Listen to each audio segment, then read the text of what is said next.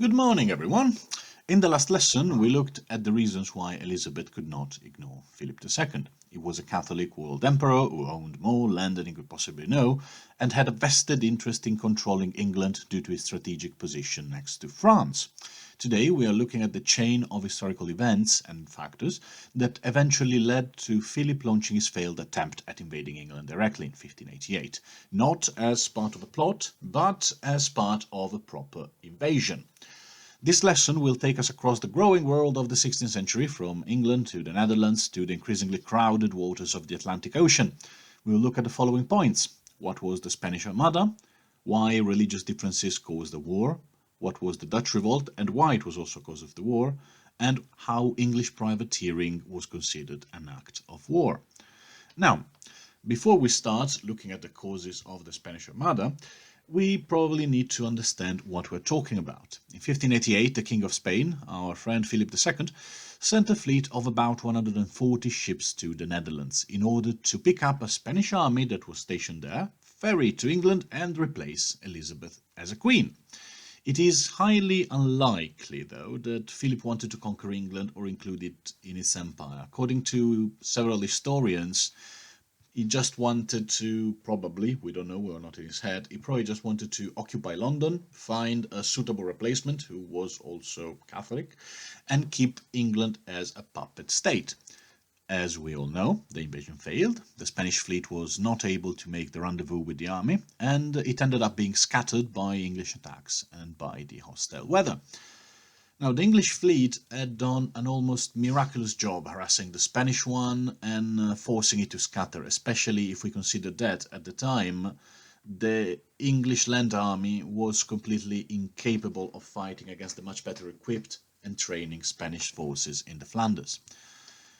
There are several complex reasons why Philip decided to launch the invasion, and with the levels of organization of the late 16th century, setting up a naval expedition, gathering the fleet, making all the ships ready, building them, gathering the men. It was an incredibly complicated task that was considered only in cases of extreme necessity or importance. So again, it was a complex event with complex causes, but we can simplify them today into three categories. Religious causes, so the animosity, let's say, between the Catholics and the Protestants. Political causes, more specifically English support of the Dutch Revolt, and economic causes, so English privateering in the Atlantic Ocean. Of course, as with everything in history, these three causes are just an easy way to make sense of the complex reality.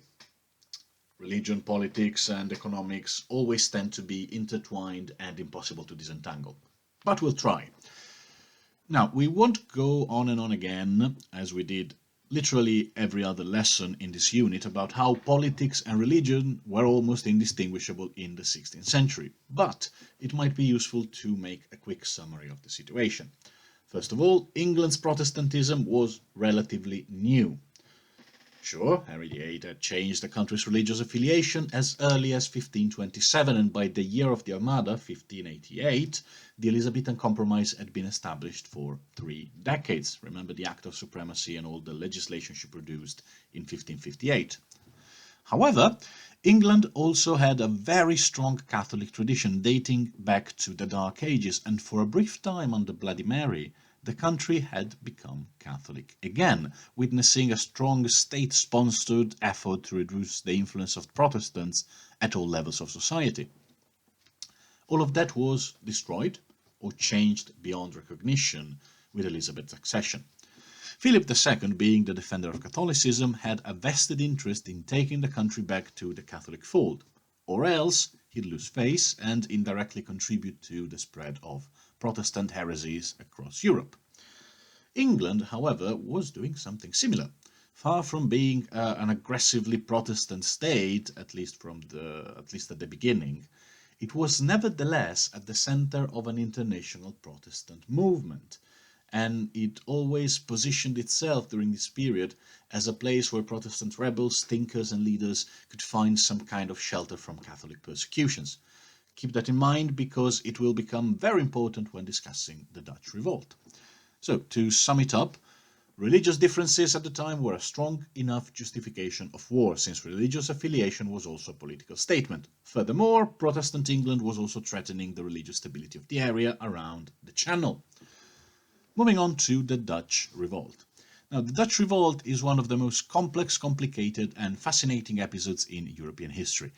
It's got pirates, rebels, a tyrannical general known as the Iron Duke, assassination attempts, and much more. It's also a great underdog story about a group of rebel cities fighting and eventually defeating a huge world empire. And it's also an important turning point in European military history. For this and more, my advice is to read The Dutch Revolt by Geoffrey Parker, which is a fantastic example on how to write a historical monograph, how a history book should be written, at least in my opinion. The war, also known as the 8 Years' War because, to the surprise of exactly no one, it lasted 80 years. It officially began in 1568 with the revolt of some Dutch cities against the excessive demands of the Spanish governor, Fernando Alvarez de Toledo, Duke of Alba. Now, as many other historical figures known as the Iron something, think of Margaret Thatcher, who was nicknamed the Iron Lady, for example, or Otto von Bismarck, who was nicknamed the Iron Chancellor. So he was not really known for his flexibility and his attitude to compromise. He was the Iron Duke. He had been sent by Philip II to the Netherlands to pacify the region and secure a stream of taxes to Madrid. And he did just that, ignoring the constant protest of a population frustrated by economic crisis, religious turmoil, and by the beginning of a catastrophic climate change, known as the Little Ice Age. Now, Alba, the Duke of Ayran, the Iron Duke, was an exceptional general for his time, okay? But he was not a good politician. His inflexibility eventually led the cities of the Flanders of the Netherlands to form a federation, the United Provinces, and take up arms in 1568. The following 80 years will turn out to be a slow, grinding disaster for the Spanish. Think of the Vietnam War for the Americans. The Spanish troops would win every major military engagement, but they were unable to dislodge the rebels from the fortified cities. It would take too long.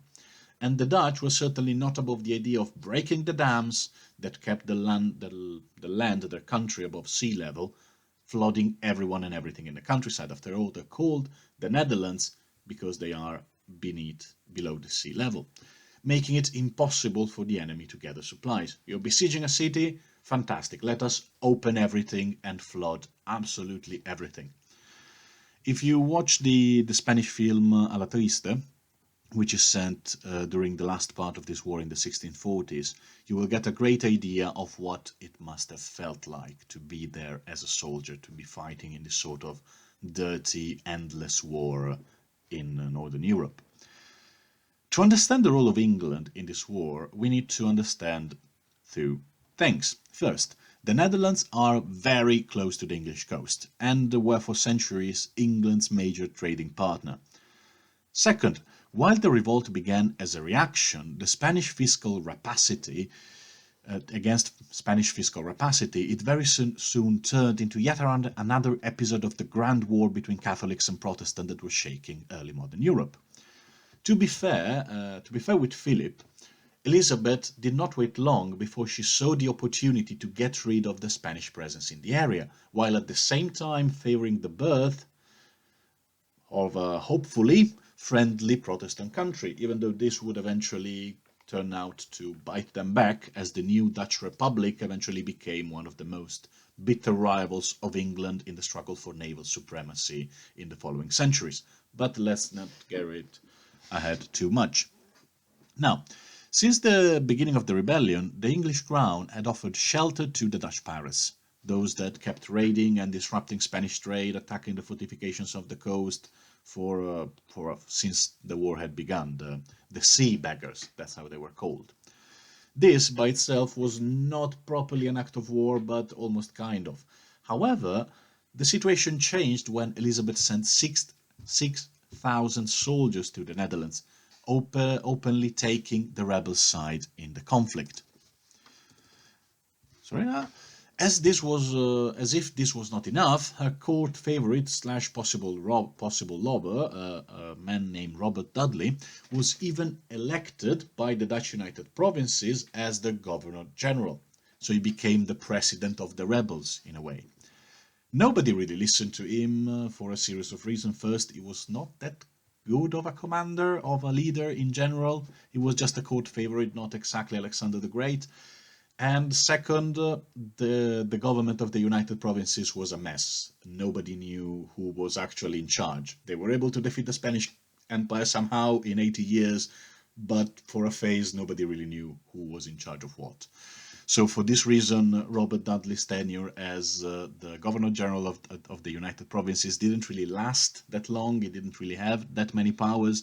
And after 1 year, he just got tired and came back home. Nevertheless, those were clearly acts of war. England was intervening directly on the side of the rebels, and the Queen was personally involved in the conflict by sending a favorite slash possible lover.